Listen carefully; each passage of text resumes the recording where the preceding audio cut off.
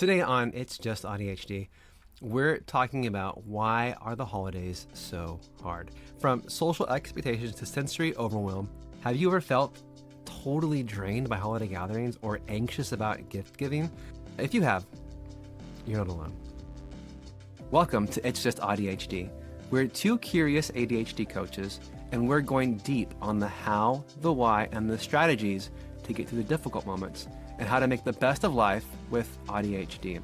I'm John, and I've got an adult diagnosis of ADHD.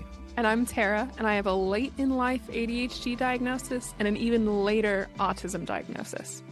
We're going to be diving headfirst into the messy and often complicated research around ADHD and autism. And we're bringing you along for the journey as we break it all down and make sense of everything. Because sometimes it's just life. And sometimes it's just AuDHD.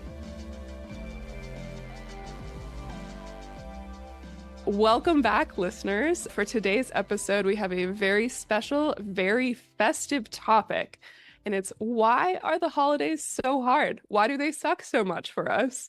Tarah, why are the holidays so hard? This is probably a bit of a taboo topic. I think you hear a lot in media about like the holiday season is wonderful. It brings family together.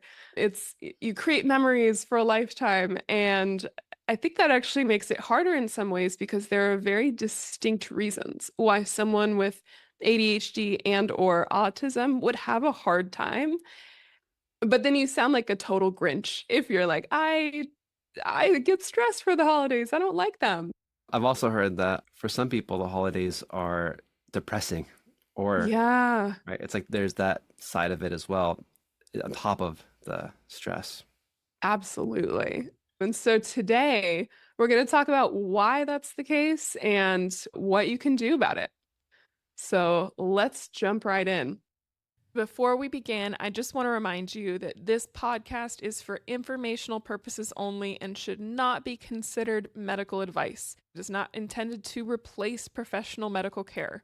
We are not doctors. We don't claim to be. We are just a couple of nerds who find this information and this research really fascinating and we want to discuss it, but please keep your medical decisions between you and your doctor and keep us out of it. All right, let's begin. And so kind of bringing it back to the holiday episode, when you're home for the holidays with your emotionally dysregulated family and you yourself are emotionally dysregulated, it's going to be challenging. Especially if you've got parents that don't know that they have ADHD or autism and maybe don't want to accept it or talk about it. And you do want to accept it and talk about it, it can create a conflict, especially if the way they've managed their symptoms is through an amount of structure or discipline that is maladaptive or Absolutely. potentially harmful, right? Yeah, I think it's very common for everyone to probably earlier in life develop maladaptive mechanisms to deal with all this stuff. And if you don't ever have intervention in the form of a doctor or a coach or a therapist or something, then you're going to stick with that. And so that can be challenging to have someone try and like thrust their maladaptive coping and expectations onto you. Do you have a story you can share? Do you have a time that it's been hard in the holiday season? I think maybe this is a good segue into our next subject, how to behave when receiving gifts. That has always been really challenging for me because I don't know, like I just feel uncomfortable when I'm like opening presents. And I think it's because there is so much expectation for how to appear sufficiently grateful because it is nice. Someone has gotten a gift for you. They've gone out of their way to like think about you. And it kind of feels crappy if you don't react in the appropriate way. It's But like you have to look happy, but if you look too happy, you look like you're being sarcastic. yeah. But if you're not happy enough, then you look disappointed. Right. And I'm not tremendously expressive with like joyous emotions. Like I'm never the person that would go out and like be like woo and like scream. I don't know. Like I'm not the most excitable I person. don't think that's a notable trait for people with autism to begin with. No. We tend to have a bit more of a flat affect, and I don't know that you hear it as much when I'm speaking on a podcast, right? But like when I'm just like at home, particularly when I'm talking to other people, like my partner who's also autistic, talking to him, and he's more like predominantly autism, right? It's pretty flat. Like we don't our voices don't change as much. Like my voice is very fluid depending on who I'm talking to. It's kind of fascinating.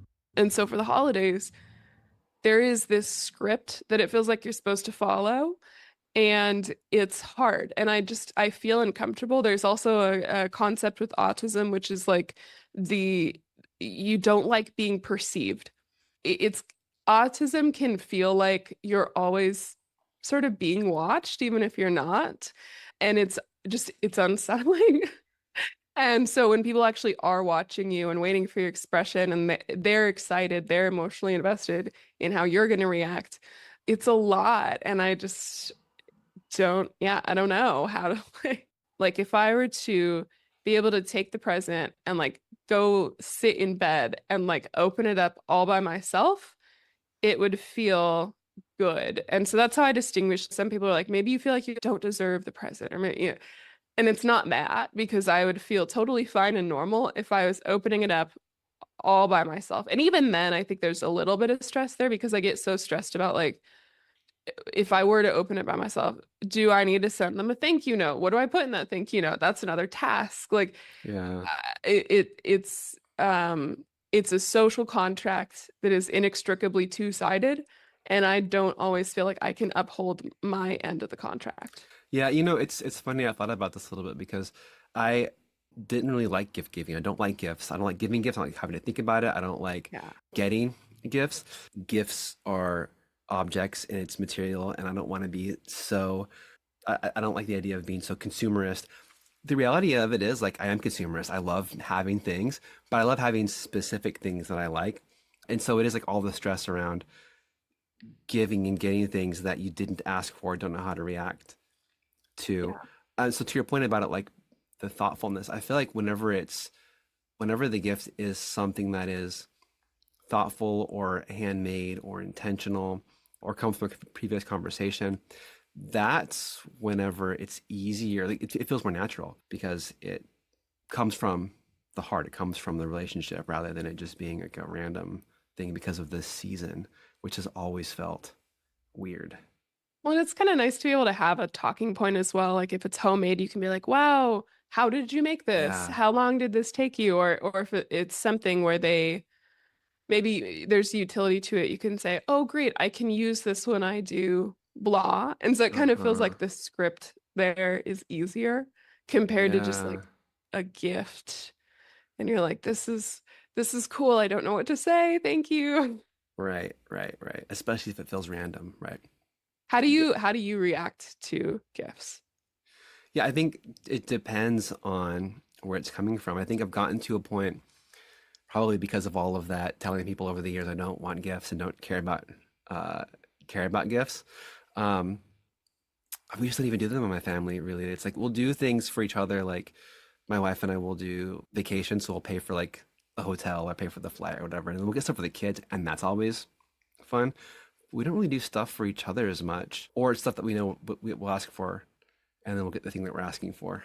And that's kind of how we did it in my family too. Was like, okay, what do you want? Here's a gift card, not even a gift card, but here's the money for what you want, or just tell me what you want, and I'll go get that thing. And so it's like, okay, cool, that's what I wanted. So it takes the surprise element Yeah. out of it. But then there's times where it's like I've been in social situations, like with family. I got a tire repair kit. And it's just one of those things like it's like they saw it somewhere like Walmart or whatever, and they're checking out like, how to get something. Um, They and want you to be safe, of course. they want you to be safe, and it's one of those things where it's like, okay, cool, thanks. Sure, I'll hold on. Yeah, it's like, how do you do that? But I like your point about having a segue, having some way to comment on the utility of it. Yeah. I like experiential gifts. I so for several reasons. I will just sit on like Airbnb or Groupon or one of those sites where they sell experiences. And it's great because first of all, ADHD, you can get it same day. instantly. It takes 5 minutes at a credit card. So if you feel like I still don't know what to get this person, or like, oh crap, they got me a lot more, or because that's part of the social contract too, is there's sort of this high level expectation of like equality in terms of, or maybe it's like proportional equality, or there are sort of expectations there, right? So you can pad with experiential gifts or just procrastinate. And it's still fun and it's still sort of a conversation topic as well. Like, because you can later on kind of bond over and go, hey, did you ever go to that welding class that I bought you? How did you like it? Yeah. So it creates like a discussion point for later. It doesn't create clutter because, to your Yeah. point, there's a point in adulthood where you're like, I have purchased the things that I need. I'm not going to wait 2 months if I need a new air fryer. Like, I'm Exactly. just going to go get that air fryer. I really And like, so, and it's hard to then buy for other adults. right. I like that note about experiential gifts because one thing I think that ADHD and autism bring with it is the love of planning. And so it's like when it's something that when it is an activity, then you get to plan the event, and that in itself can be a gift. Yeah. Yeah.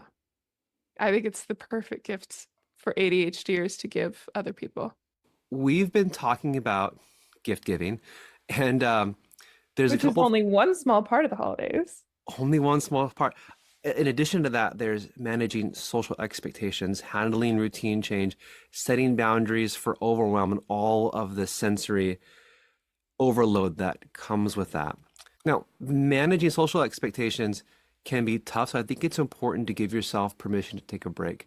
You don't have to be on the whole time. Setting boundaries is important. And if large gatherings are draining, then limit time and then plan an exit strategy so you don't feel trapped. Yeah, absolutely. Because, like we talked about, the gift giving is itself a social expectation. But realistically, the holiday season is not just that brief moment. It's at minimum probably the full day, but also generally like a full weekend or a full week with your family, with sometimes extended family that you might not be comfortable with. And they all probably come with their own quirks because oftentimes these things are hereditary. So it's generally a room full of people with their own flavors of neurodivergence that can frankly clash with yours. And so I think putting all those people under the same roof creates a bit of a tinderbox to some extent, and it can be very volatile. Well, not only that, but just managing social expectations in any setting. I think family is one side, and what's hard is sometimes people will only check in or expected to see people you don't see very often that might have their own baggage, kind of like what you're saying. But then there's also social expectations like events, parties, and social gatherings like that. It's really important in this. I think it's where like planning the exit strategy comes into play, knowing who you can talk to about basically have an ally in the room, or just knowing that there's a quiet space to get away so that you're not sort of trapped in a loud, overwhelming, overstimulating environment, and you can take breaks as you needed. So you can still have fun, you can still go to the event and see people, but it doesn't have to dominate the entire situation or your entire, I don't know how else to say that. No, I really wish that I had that tip growing up because we didn't necessarily go see my dad's side of the family for Christmas, but we saw him for Thanksgiving. And so he is one of 7 children that my grandma had, and then each of them had 3 children, except for me. I was the only child. And some of them had great grandchildren, right? So very, very full house with children. So a very noisy, kind of unpredictable environment. And they, by and large, lived in Nebraska and I lived in Colorado. And so they all knew each other better, didn't necessarily see them all the time. And it would just be so uncomfortable because it's like, I didn't know what to ask them. Like I didn't know what questions to ask them because I didn't know enough Yeah. about their lives. They didn't know what questions to ask me. And they frankly were closer with each other, right? So it was just always such a challenging situation.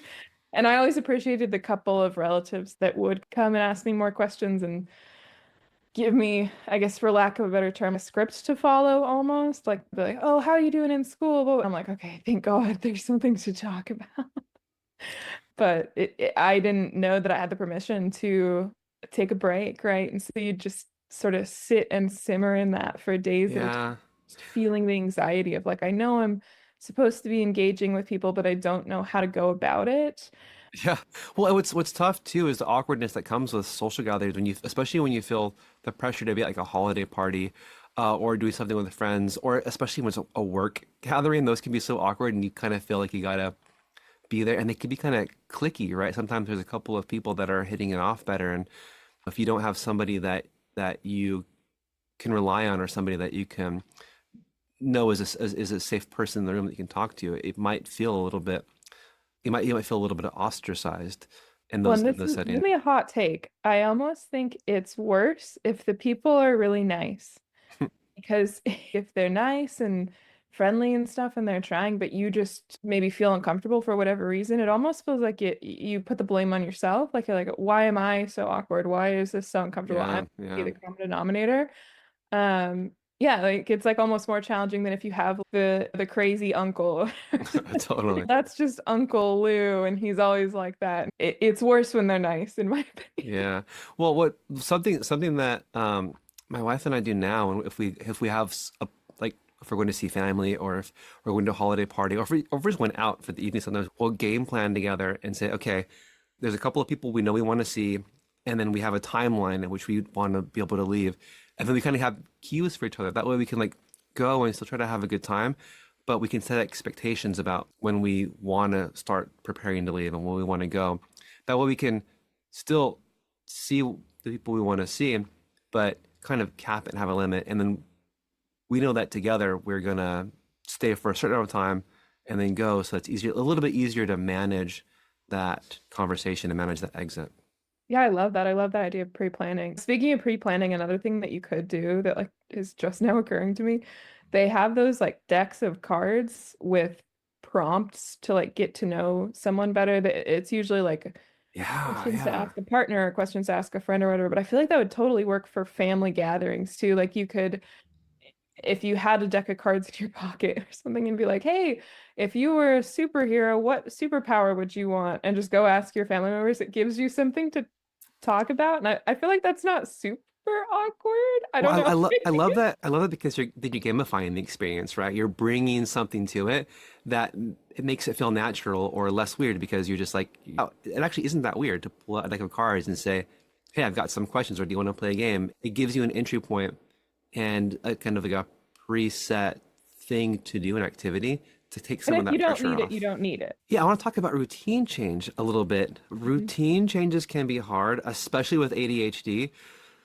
And I can imagine with autism as well, because there's the nice thing about being at home or in familiar environments throughout most of the year is that you can control your environment to some degree. You can design your day to be like the least friction kind of day as possible. Things will always happen, but routine is a big part of that. So having systems in place, having things that you like to do, things that keep your day going. When it's the holiday time, there's a lot of travel happening. You might have visiting relatives, you might go be visiting people, you might be out of your comfort zone. And sometimes that could be really recharging, but sometimes that could be really exhausting. So having things that are familiar and comforting parts of your routine that you can take anywhere. Like, for example, maybe it's getting coffee and a certain snack with you. Totally. I wish during these like family trips I would have been able to bring my safe foods because there are significant like dietary differences. Like I've been vegetarian since I was 12 and vegetarian in Nebraska almost 20 years ago wasn't really a thing. And so I didn't have a lot of food to choose from. And so that was always, I think one of my routines is like I like being adventurous with food, but I also need to have the safe food on hand. I am, It's that inner conflict of the ADHD and the autism yeah. push and pull. The ADHD wants to try fun foods, the autism wants the safe foods. So yeah, I think knowing foods, especially like nowadays, it's so much easier. It's easy to find foods that are vegetarian that other people enjoy. And then it's something that's familiar and comforting to you that you can share with people. And then the dialogue comes around sharing common things. And that could be a good way to manage some of that routine change while also keeping some comfort and familiarity.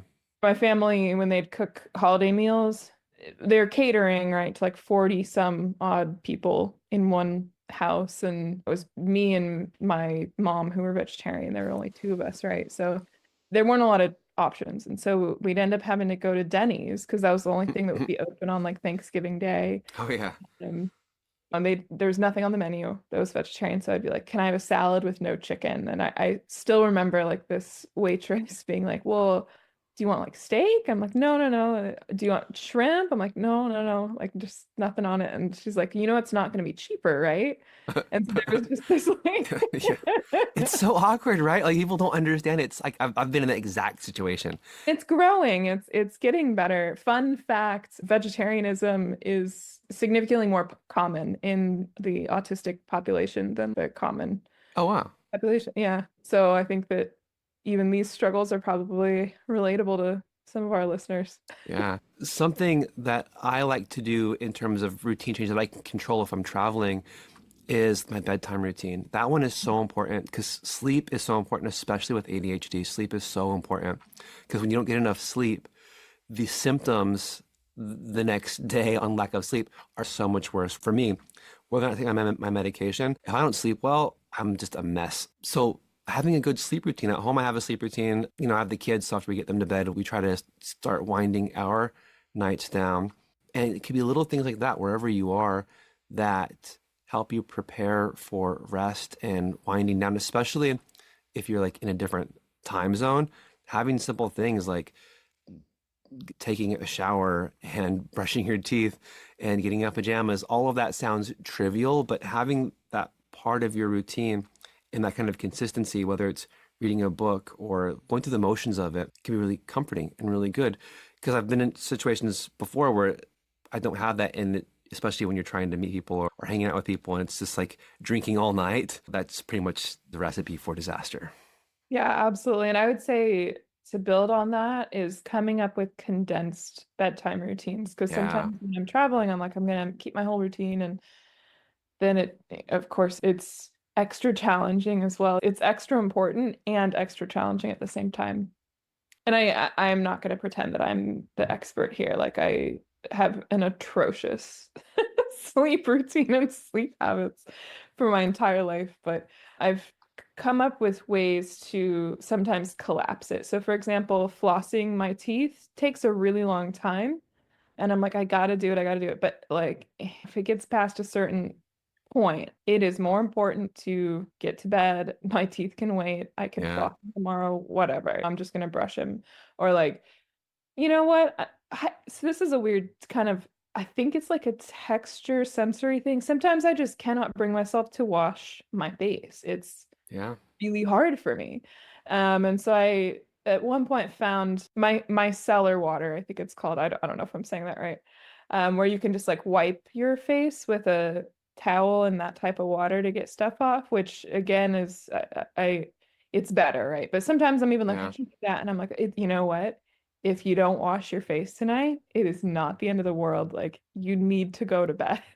totally. Because it might take myself 20 minutes to hype, it might take me 20 minutes to hype myself up to do it. And like it's not worth the trade-off. Like the sleep is more important. So I think finding ways to also collapse your routine, even if it's not the full routine while you're traveling, is great because the sleep itself is the most important part there. Yeah, that's totally true. I like what you're saying about the wipes. That reminded me of when I travel, sometimes I'll have a little like kit that has like it's like face wipes and then spray. It's like a misting spray that just freshens you Mhm. up when you're on the plane or even when you get off the plane or you're transitioning from a hotel. Just have a little misting spray and like the just like wipes to wipe your face down and the clean change of clothes. Sometimes that is all it takes, and it's a good way to stay comfortable and kind of reset. I even saw a video on YouTube of a woman who is autistic, and sometimes when she can't bring herself to do showers, because that is a very common problem Yeah. for autistic folks. Like the showers are a lot of sensory changes at once. It's Mm-hmm. the temperature change, it's feeling wet, it's the feeling of the water on your skin, getting out of the shower. Like there's so many steps to it that can be challenging for people. But when she can't shower, she uses baby wipes on her body. It's like, hey, it works.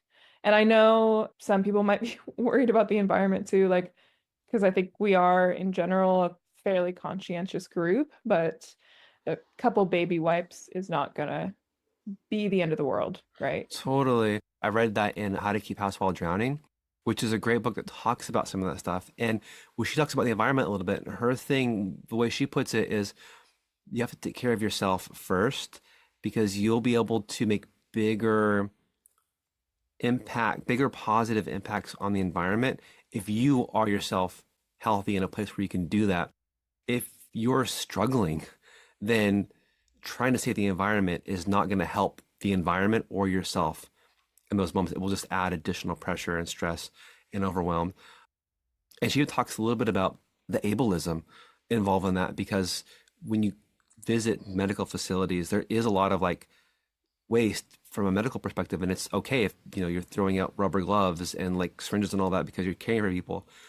You have to have that same amount of kindness for yourself. If you need an accommodation, it's not going to be the end of the world in order to make yourself a better living, contributing person to the society. Then you can actually give back in much greater ways on the days when you do feel better, you feel 100%. The other thing she talks about is the little like, what do they call like the wisps, the little like toothpick brushes. Those are awesome for traveling and great just to kind of have around, like disposable toothbrushes or like the little like pre-toothpaste toothbrushes. They're great because they can give you that clean feeling without having to go through the whole motion of the overwhelming sensations of brushing your teeth. Yeah, I think that's a really great point because I went through a phase, I don't know, a number of years ago where I was like, I want to eliminate plastic from my routine. And I tried to do it all. Like this was where the kind of rigid Mm-hmm. mindset came into play. Like I was like, I'm going to do it with every single product, everything that I do. And it just became like absolutely crippling. Like I couldn't, I got stuck and overwhelmed, and it really took a huge toll on my mental health. And it took a long time to dig myself out to the point where my therapist was trying to do like exposure therapy. And you're going to go into a bathroom, and instead of using the hand dryer, you're going to use a paper towel on purpose. And like that just Wow. made Yeah. me feel sick at the time, the idea Yeah. of doing that. But I've pulled out of that now, and I've learned to have a lot more grace with myself. Like, hey, if I do, especially if I'm having a rough day where I'm less able to do things and I need to use disposable products, like it's okay. It's okay to do Totally. that. Totally. And I've got kids. So when you have kids, it's tough. I want to give them good values, but it's tough to save the environment when you're struggling on your own. And then you've got kids, you just got to give yourself a little bit of grace because while the environment is important and we should all be doing our part to conserve and reduce waste, you're not going to save the planet on your own. And a couple of days of comfort are not going to destroy the planet. Yeah, absolutely. So I want to talk about overwhelm now and how overwhelming the holidays can be. The sensory overload that comes with it, just from the constant Christmas music you hear everywhere, the happy, sometimes like artificial, joyful attitudes, the bright lights, and how important it is to set boundaries with people when you're in some of these overwhelming places, especially when you're at parties or visiting people, as we were talking about a little bit earlier. So being able to let people know when you need space, that you need space, finding a quiet room or taking a walk just to get away or reset. Taking space is okay. Setting boundaries is okay. It's not something that you need to apologize for. Taking a break is totally fine. And if things get overwhelming and if you are dealing with overstimulation, having a way to step away and get out of that can be really, really beneficial. Yeah, and I would add on another step to that is to be intentionally more in touch with your body than usual so that you're able to step away before the point of like a meltdown or a shutdown, because we already know that you're probably at higher risk of hitting that breaking point in this type of environment.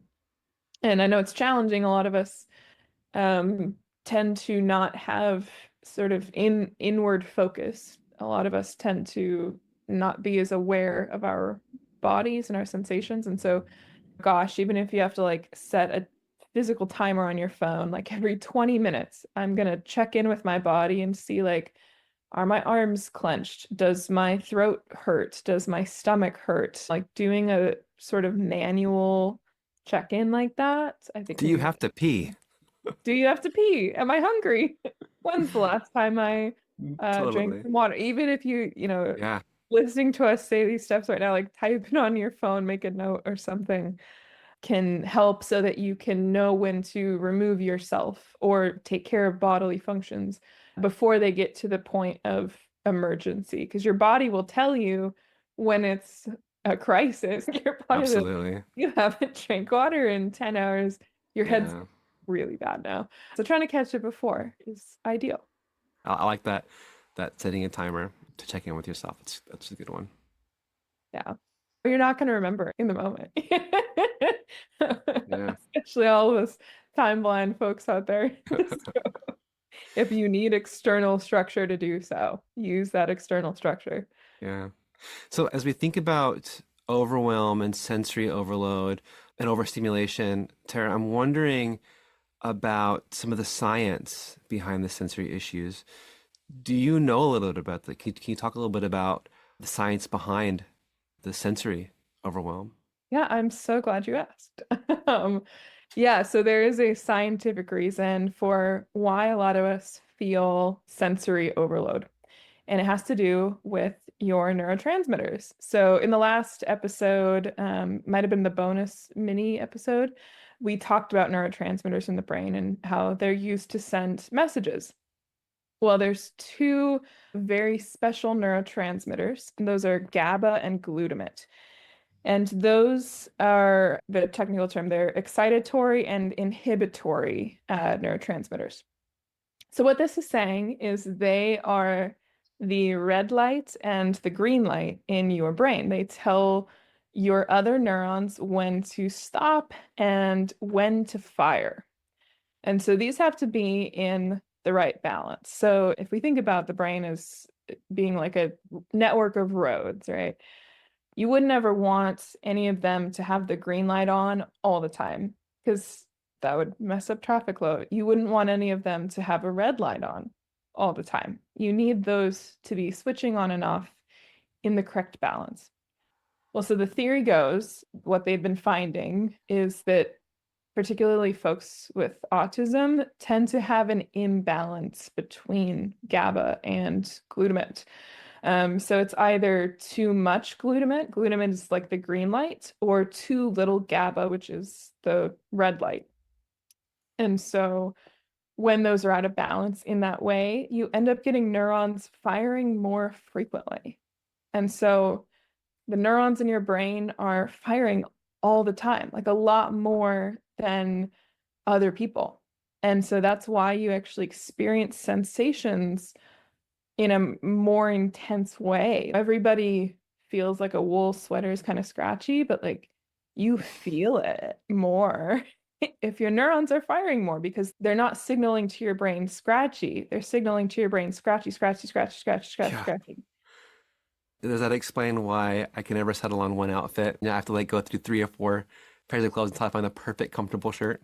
I mean, speaking of traveling, I always have to bring giant suitcases because a shirt that feels good today might not feel good tomorrow. And so I have to have like 10 different combinations of clothes to make sure that on the day in question when I'm on a trip, I will have something that feels good to wear. So yeah. God, so you just made me realize that I do that too. I didn't even realize that it Mhm. was because of sensory and stimulation. I'll pack multiple. I have a lot of just in case outfits because Mhm. it has Mhm. to be. I have to be comfortable. I cannot predict how that is going to feel when I'm in the environment and I'm sensitive to the temperature or the weather or like the dry air. Any of that will change the way the clothes feel. I was just about to say temperature is a huge one. Like you Yeah, you need like the most precise clothing to deal with the temperature if you're really sensitive to changes. Yeah, sensory issues totally. are one of those things where like the more you dig, the more you realize like there are so many almost like hidden sensory issues, like things that you've been coping with your entire life. Yeah. And I don't mean hidden to say that they aren't impactful, because they are. They're tremendously impactful. It's just the word sensory issue might not seem like the right descriptor. And then you realize like, oh yeah, this is a sensory issue. So this is what's happening is your neurons are firing more frequently. And the sort of extreme example of this is actually epilepsy. So when your neurons are firing way too much, that can lead to seizures. And so if you look at the medication that gets prescribed, one of them for epilepsy is gabapentin, which isn't GABA in its raw form, because pure GABAs can't actually cross the blood-brain barrier. So basically that means like if you swallow GABA, it's not going to make it to your brain. But gabapentin is a medication that is a form that is basically just more GABA for the brain to use. So it's raising the GABA level to decrease the frequency with which your neurons fire. And that's what they use for epilepsy. But yeah, sensory issues are just like feeling the thing. It's not that other people don't like have texture preferences or heat preferences or things. It's just they don't feel it as deeply, intensely. Like the light doesn't burn their eyes. Light is a really big one for me. If I'm sitting at a table and there's a candle, just a single tea light, that light feels like it's searing into my brain, and I can't focus on anything else until I blow out the candle. Or sometimes with like the electric candles, those drive me nuts. I'll have to like cover it with my water glass so that it's not like beaming into my eye, because it just hurts so freaking bad. Oh my God. Yeah. I don't know if this is true, but I feel like my medication makes me more sensitive to light. I've just noticed like sometimes when I'm taking my medication, I feel like the sun feels brighter, or like lights feel brighter. And I'll wear like blue light blocking glasses while I'm working, because I think that helps a little bit. Yeah, ADHD meds are definitely known to increase sensory issues. Yeah. That is for sure a side effect. Cool. So is that all we've got for our holiday episode? I think so. To all our listeners, I hope that you have a wonderful holiday season, however you choose to celebrate or not celebrate. Like maybe the holidays are not for you.